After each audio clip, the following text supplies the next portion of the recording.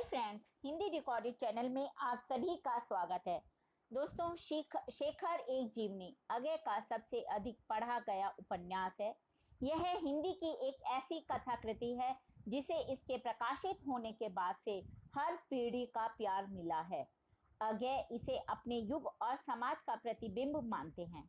इसका जो नायक है शेखर, वह कोई बड़ा आदमी नहीं है और ना ही वह कोई अच्छा इंसान है, लेकिन फिर भी वह मानवता के संचित अनुभव के प्रकाश में ईमानदारी से अपने को पहचानने की कोशिश करता है। शेखर एक दुविधाग्रस्त मानसिकता वाला मध्यम वर्ग से आया हुआ चरित्र है, जो अनायास क्रांतिकारी कार्यों तथा राजनीति के बहाव में आ जाता है। अगय ने शेखर के माध्यम से व्यक्तिगत प्रेम भावनाओं के व्यापक चित्रण के साथ पृष्ठभूमि में विद्रोही मानव मन और समाज के बीच विद्रोह की गाथा भी उसी अंदाज और रफ्तार से चलती रहती है। शेखर एक विद्रोही, जिज्ञासु, विचारशील, स्वाभिमानी और कठोर व्यक्तित्व वाला व्यक्ति है। तो दोस्तों, आज के अध्याय में हम शेखर एक जीवनी के इसी मुख्य पात्र शेखर, जो अपने तर्कों से समाज को बदलना चाहता है, इस पर विस्तार पूर्वक चर्चा करेंगे। तो चलिए दोस्तों, शुरू करते हैं अपना आज का अध्याय शेखर एक जीवनी में शेखर का चरित्र चित्रण। शेखर एक जीवनी महज एक उपन्यास नहीं है और ना ही कथा नायक शेखर की जीवनी का लेखा जोखा, बल्कि यह स्नेह और वेदना का जीवन दर्शन भी है, जिसे लेखक ने अपने जीवन के अनुभवों के विस्तृत दायरे में एक सूत्र में पिरोया है।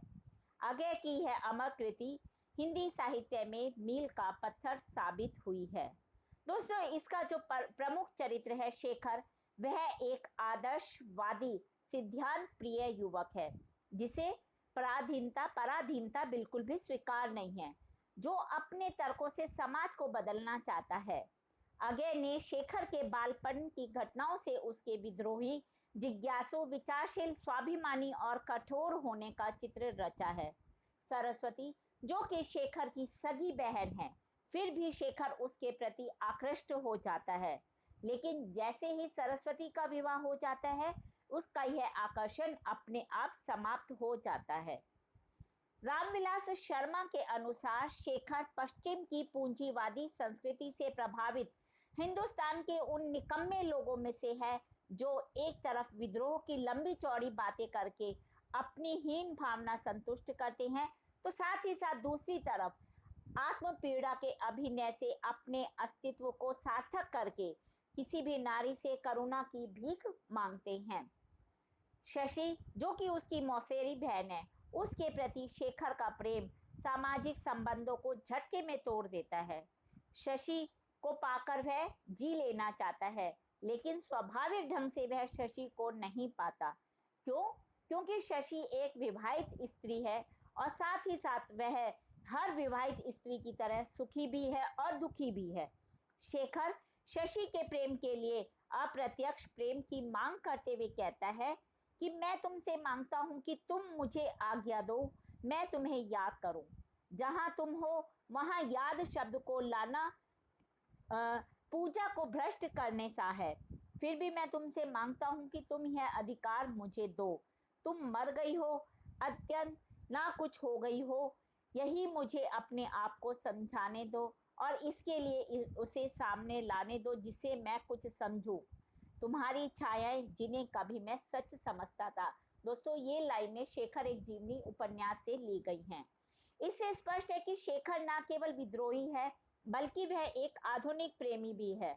उसके जीवन में कई स्त्रियां आती हैं, उनमें शीला एकमात्र ऐसा चरित्र है जो शिष्या के रूप में उसके जीवन में आती है। वह शेखर से प्यार करने लग जाती है, लेकिन शेखर और शीला के बीच का जो यह प्यार है, वह केवल आकर्षण मात्र है।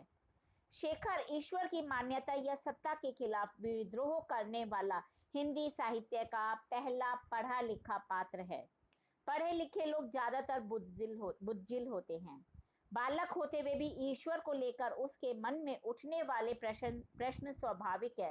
अंत में वह इस नतीजे पर पहुंचता है कि ईश्वर नहीं है। इसलिए वह कहता है कि मैं ईश्वर को नहीं मानता, मैं प्रार्थना भी नहीं मानता, भवानी झूठी है, ईश्वर झूठा है, ईश्वर नहीं है। ये शेखर के शब्द है। शेखर फासिस्ट ताकतों के विरुद्ध भी लड़ता रहता है, इसलिए वह कांग्रेस से जुड़ता है। स्वयं सेवक ही नहीं बनता, बल्कि उसके लिए उसे जेल तक जाना पड़ता है, और फिर जेल में उसकी मुलाकात बाबा मदन सिंह, मोहसिन और रामजी से होती है। बाबा जो कि जेल में लंबे जीवन उन्होंने जेल में अपना एक लंबा जीवन बिताया है और उससे बहुत कुछ सीखा है और फिर उन्हें सूत्रबद्ध किया है। और जो मोहसिन है वह एक लफंगा है। राम जी के बारे में कोई विशेषण नहीं है, पर वे अपनी निर्विशेषता में विशिष्ट हैं, अविस्मरणीय हैं। बाबा की मृत्यु हो गई, यह बात सुनकर शेखर दौड़ा हुआ इस तरह से आता है कोठरी में, जैसे कि कोई भक्त भूकंप से ध्वस्त किसी मंदिर की ओर जाता है। जो राम जी हैं, इनका जीवन सजीव त्रासदी है। फांसी के समय उन्हें शेखर से मिलने नहीं दिया जाता, लेकिन जो उनके शब्दों की अनुगूंज है वह शेखर ने अपनी जीवनी में उन्हें बंद कर लिया। अच्छा बाबूजी, अब तो फिर कभी मिलेंगे उस पार कहीं। दोस्तों, शेखर के व्यक्तित्व का निर्माण मूलतः भय, काम एवं अहम के द्वारा होता है। काम उसको व्यक्ति बनाता है, जबकि भय समाज को निर्मित करता है। शेखर भय को समाज रहित रखना चाहता है, क्योंकि उसका मानना है कि भय किसी को भी भय नहीं होना चाहिए, चाहे वो ईश्वर का भय हो अथवा मृत्यु का हो। शेखर के माध्यम से अज्ञ कहते हैं कि जब कोई भयानक वस्तु देखो तब डरो मत, उसका जो भाई चाम है उसे काट डालो, उसके भीतर भरी हुई घास फूस निकाल कर बिखरा दो और फिर हंसो, यानी कि अपने अंदर भय को मत आने दो, उसे बाहर निकाल दो और हंसते हुए उसको भूल जाओ। शेखर आधुनिक शैक्षणिक संस्थाओं का भी विरोध करता है। आधुनिक शैक्षणिक संस्थाएं मनुष्य को एक प्रकार का टाइप बना देती हैं और वह एक टाइप नहीं बनना चाहता, इसलिए अपने ट्यूशन वाले मास्टर को वह तुक्कू मास्टर कहकर पुकारता है और हमेशा उन्हें चिढ़ाता रहता है। इसके बदले उसे कई बार मार भी पड़ती है और वह मार खाता भी है। वह आधुनिक शिक्षा के उन मूल्य को मानता है जो उसे एक पक्के तौर पर टाइप बनने पर मजबूर ना करें। शेखर असहयोग आंदोलन से प्रभावित होकर स्वदेशी वस्तुओं को अपनाता है और विदेशी वस्तुओं का पूर्णतः बहिष्कार भी कर देता है। उसने विदेशी कपड़े उतार कर रख दिए। जो 2-4 मोटे देसी कपड़े उसके पास थे, वह सिर्फ उन्हें ही पहनने लगा और बाहर घूमने और लोगों से मिलना उसने छोड़ दिया, क्योंकि उसके पास इतने देसी कपड़े नहीं थे कि वह उन्हें पहनकर बाहर जा सके। मृत्युदंड पाए हुए शेखर के सामने अंत में अपना सारा अतीत सजीव हो उठता है।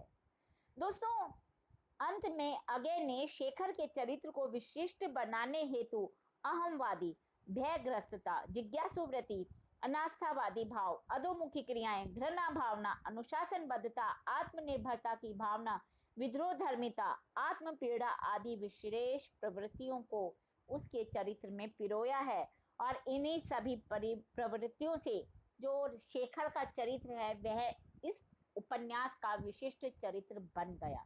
जब पाठक इसे पढ़ते हैं तो वे शेखर के चरित्र की तरफ आकृष्ट हो जाते हैं और वो उसे आगे और उसके बारे में जानना चाहते हैं। दोस्तों, वास्तव में यह उपन्यास एक बहुत उत्तम उपन्यास है। इसमें शेखर के चरित्र को जब आप पढ़ेंगे तो लगेगा कि हाँ, ये शायद सच्ची बातें हैं। कुछ बातें इसमें सच्चाई की और हमें सच्चाई के बारे में भी बताती हैं। समाज में फैले हुए व्यापक जो अलग स्वभाव है उस सब के विषय में हमें बताती हैं। दोस्तों, हिंदी भाषा के और भी प्रमुख विषयों पर हम आगे के अध्याय में चर्चा करते रहेंगे, लेकिन उन्हें सुनने के लिए आपको मेरे इस चैनल को लाइक और सब्सक्राइब करना होगा। धन्यवाद दोस्तों, आपका दिन शुभ हो।